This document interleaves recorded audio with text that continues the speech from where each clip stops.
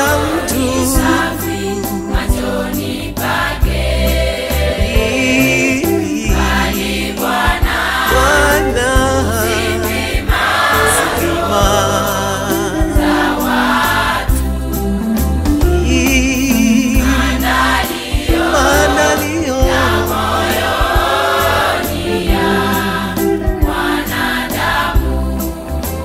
Bali jawabu na ulimi hutoka kwa Bwana. Njia zote za mtu safi machoni pake. Bali Bwana huzipima za watu.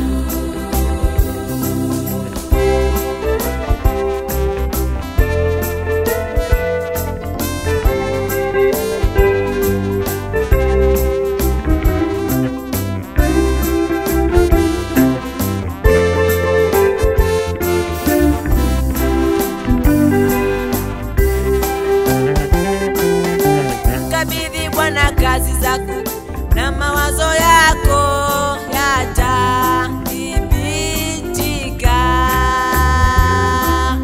Bwana amefanya kila kitu kwa kusudi lake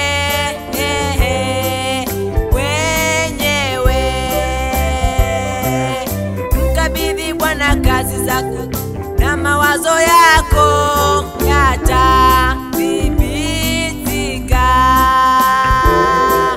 Bwana amefanya kila kitu kwa kusudi lake